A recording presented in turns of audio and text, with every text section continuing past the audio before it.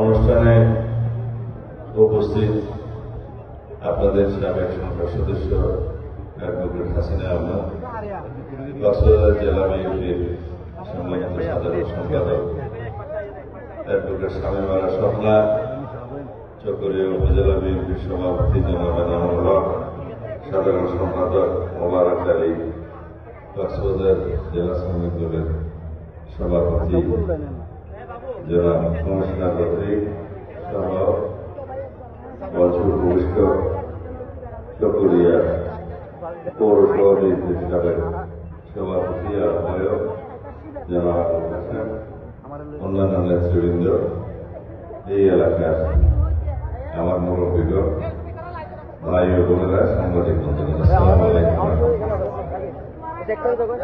আগামী জাতীয় সংসদ নির্বাচন উপলক্ষে কৈয়ারবিলে এটা আমার প্রথম আগমন এবং এত বিপুল সংখ্যক মা বোনেরা এখানে উপস্থিত থাকবেন আমি আশা করি নাই। এই সকালবেলায় আপনারা জানেন এই ইসলাম নগরের প্রতিষ্ঠা হয়েছিল আমার হাত ধরে, যখন 1991 সালে চেয়ারম্যান ছিলেন সৈয়দ হোসেন চৌধুরী, মহান সৈয়দ হোসেন চৌধুরী। তিনি প্রধানমন্ত্রীর কার্যালয়ে গিয়েছিলেন, আমি প্রধানমন্ত্রীর সহকারী একান্ত সচিব ছিলাম। তিনি বললেন এই জায়গা নিয়ে একটি রাস্তা করতে হবে।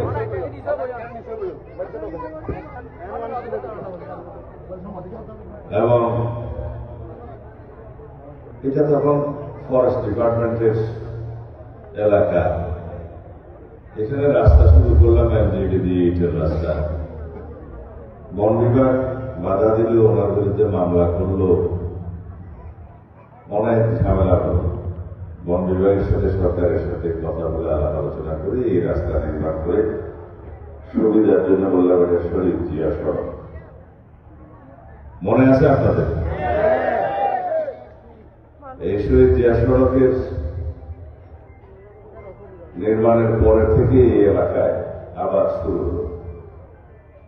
এখানে ভিতর দিয়ে আমি পায়ে হেঁটে কৈয়ারবিলের ইউনিয়ন পরিষদ পর্যন্ত গিয়েছি। আমার এই সমস্ত এলাকা সব চেনা জানা।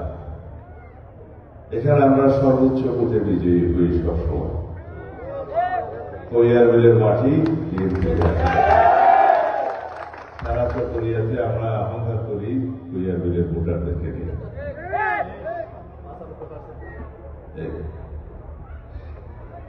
কিন্তু দুঃখজনক হলেও সত্য, মাঝখানে আওয়ামী লীগ সরকার অবৈধভাবে জোর জবরদস্তি সরকার প্রতিষ্ঠা হলে এই শহীদ জিয়া সড়কের নামটাই পাল্টে দেওয়া হয়।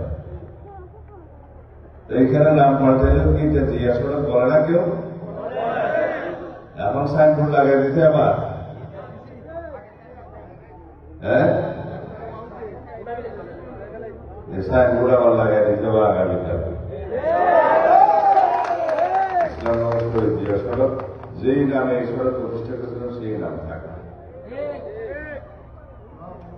এটা কৈয়ারবিলের বর্তমান বিএনপি কমিটি এবং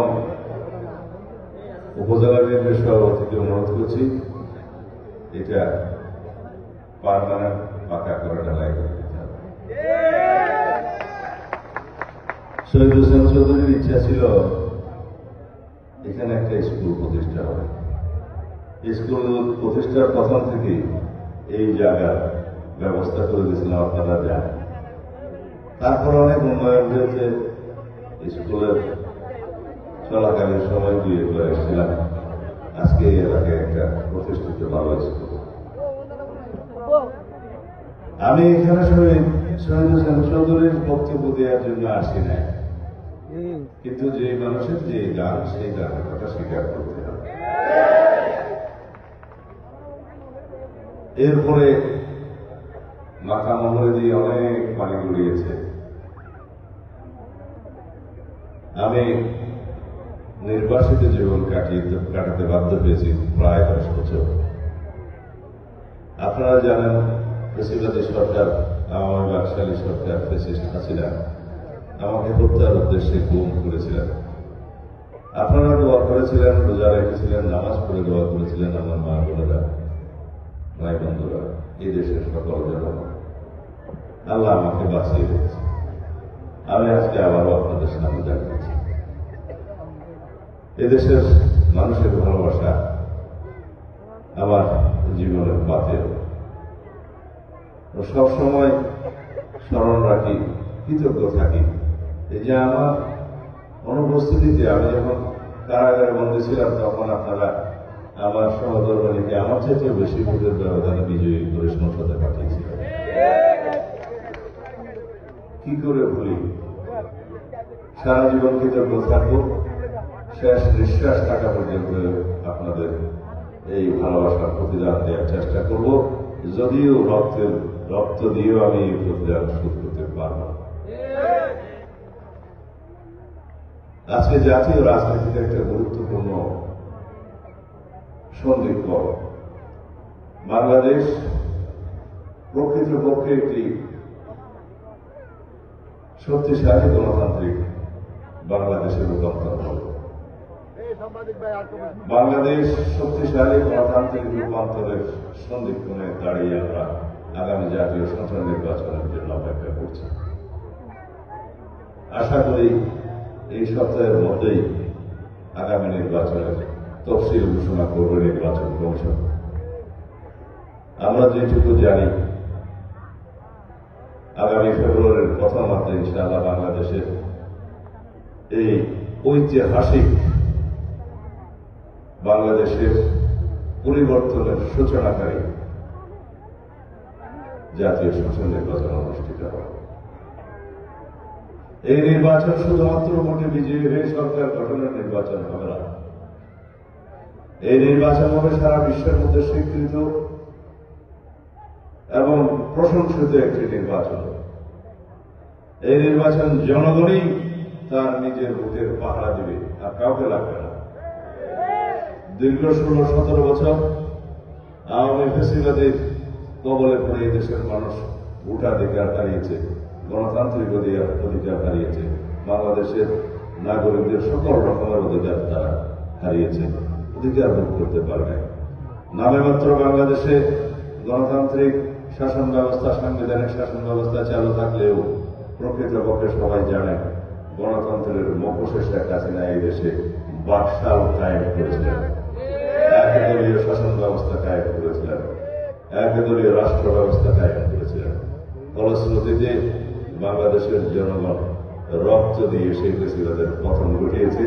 আজকে শেখ হাসিনা তার নির্ধারিত ঠিকানা দিল্লিতে গিয়ে অবস্থান করছে।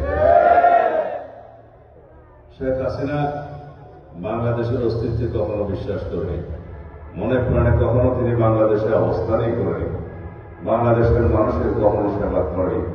তারা শুধু সেবাদাস হিসাবে এবং একটি পার্শ্ববর্তী দেশের সেবাদাস হিসাবে বাংলাদেশে তারা ক্ষমতায় অধিষ্ঠিত ছিল, এই দেশের সম্পদ পাচার করার জন্য, এই দেশকে করদ রাজ্যে পরিণত করার জন্য। সেটা বাংলাদেশের মানুষ দেখেছে, প্রমাণিত হয়েছে এবং গণঅভ্যুত্থানের মাধ্যমে পলায়ন করার পর শেখ হাসিনা নিজেই প্রমাণ করলেন তিনি এই দেশের কেউই ছিল না।